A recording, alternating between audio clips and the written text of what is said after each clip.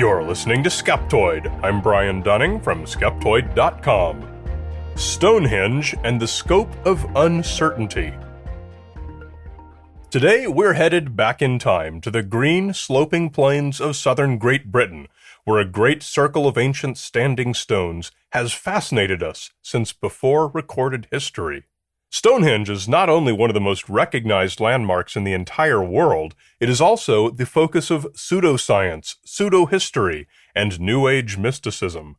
Today, we're going to look at the Stonehenge myths, not in the context of debunking them, but from the perspective of characterizing the scope of what remains unknown about this most iconic of all monuments.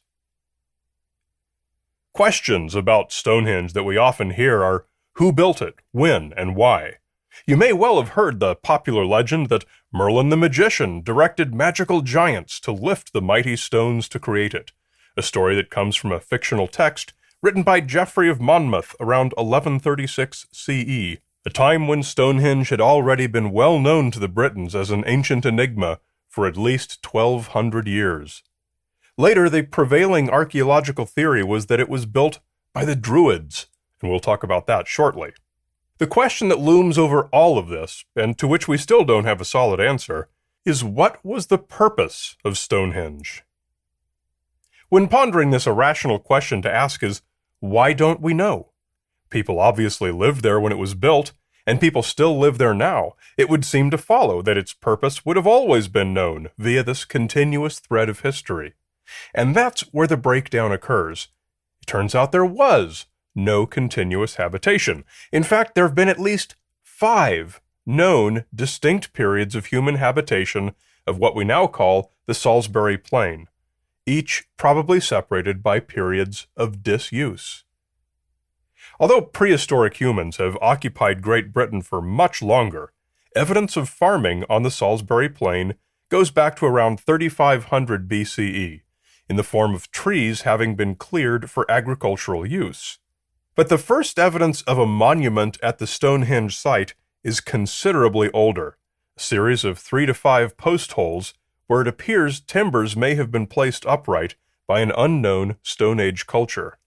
This dates to an incredible 10,000 years ago.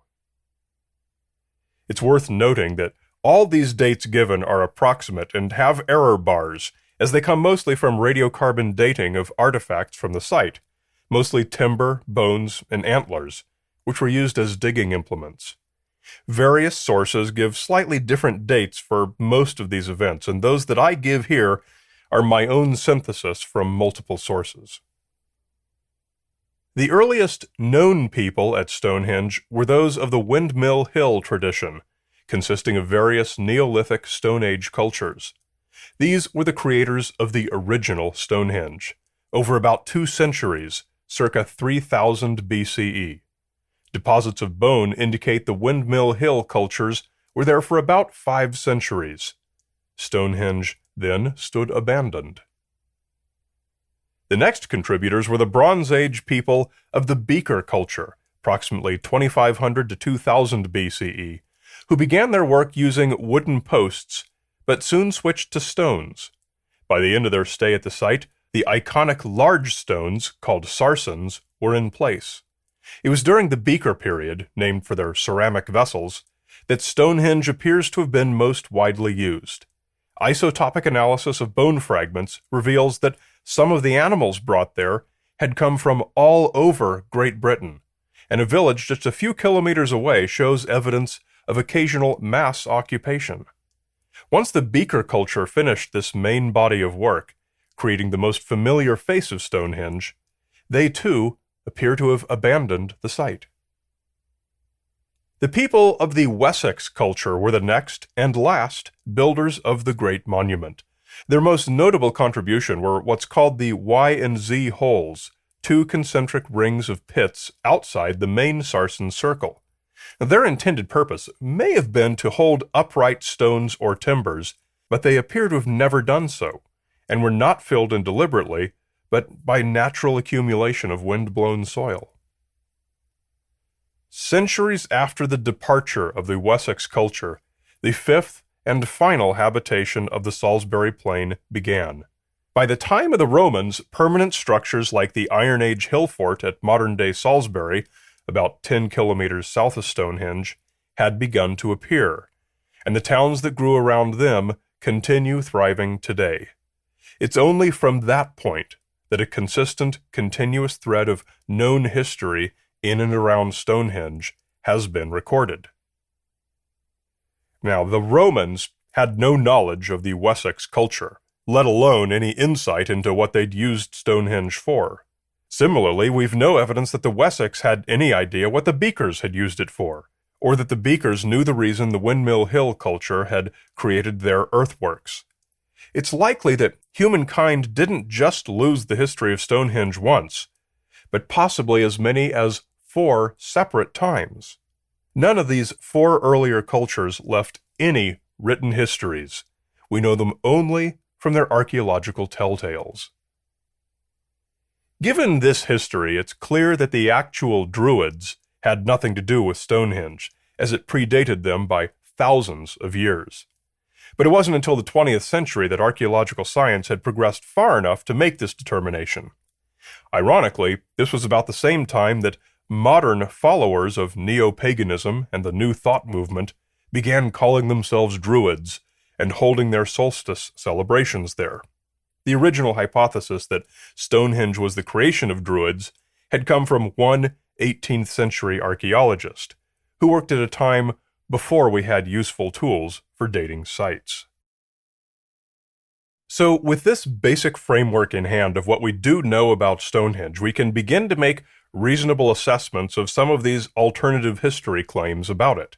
Generally, the alternative theorists leverage the fact that much remains unknown about Stonehenge as support for their new or fringe idea, a logical progression that's hard to support.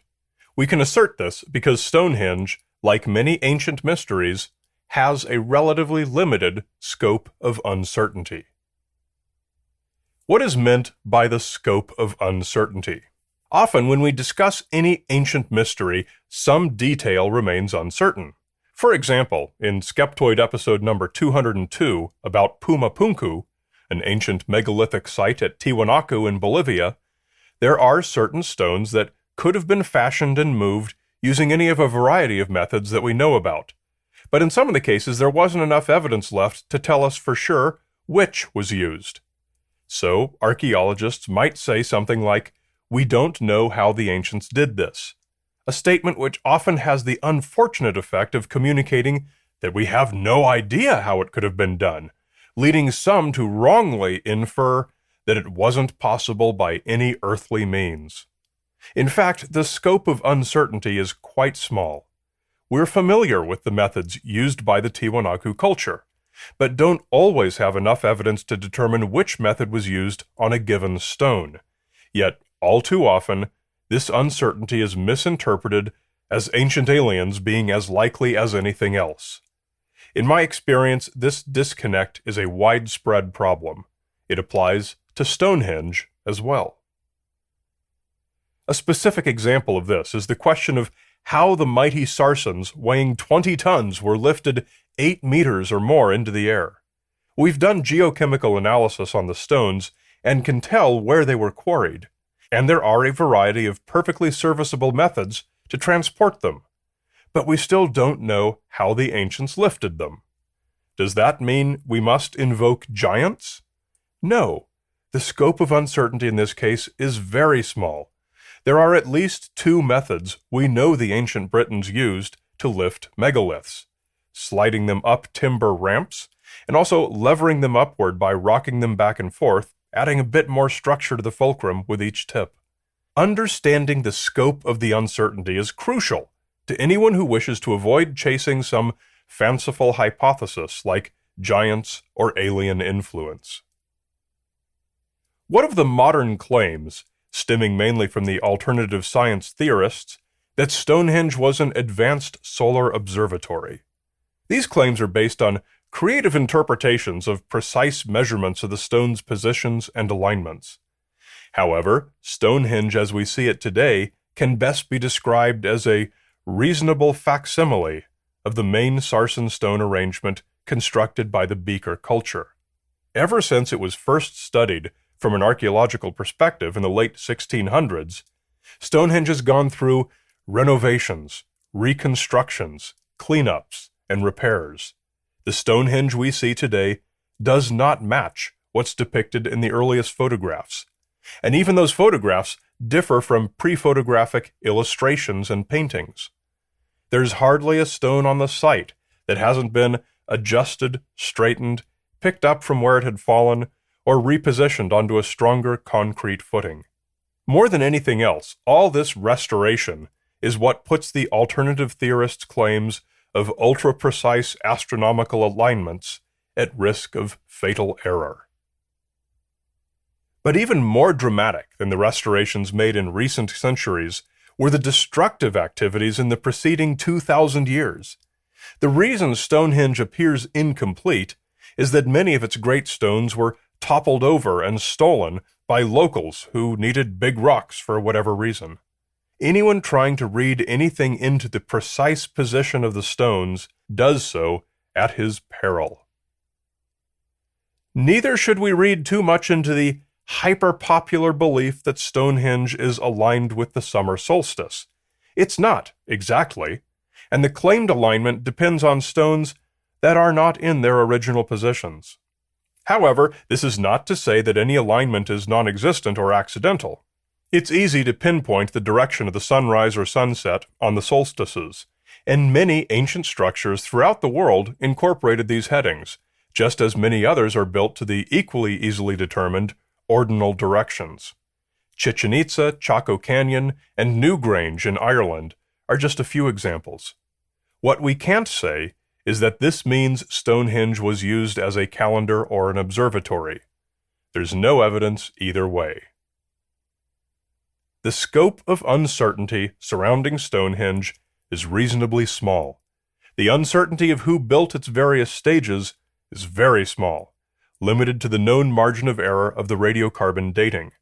The uncertainty of its purpose is also manageable. Today, we build courthouses, churches, and community centers, even festival sites like Burning Man, all traditional ceremonial structures, to handle the same cultural needs as most societies worldwide have always faced. We've no evidence that Stonehenge had any darker or more mysterious purpose than this. When we say we don't know what its purpose was, we don't mean that we haven't any idea. We have a very good idea, tempered with a modest and reasonable degree of uncertainty that we fully expect to fall within a predictable range. We don't know does not mean it was probably giants and druids and Merlin. And so, through all the oddball theories and pseudo-histories, Stonehenge itself abides. It is evidence of great ingenuity, and above all, great passion, whatever the inspiration may have been. From the fortitude of those who hauled the mighty stones and erected them, today's visitors can draw a sense of pride in the longevity and gravity of some of our greatest creations. No druids needed.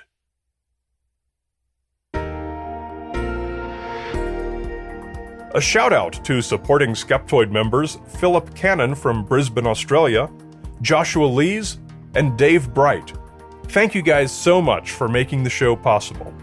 To get your shout-out and receive accolades for supporting nonprofit science podcasting, just visit the members portal at Skeptoid.com and click Shoutouts. You're listening to Skeptoid, a listener-supported program. I'm Brian Dunning from Skeptoid.com.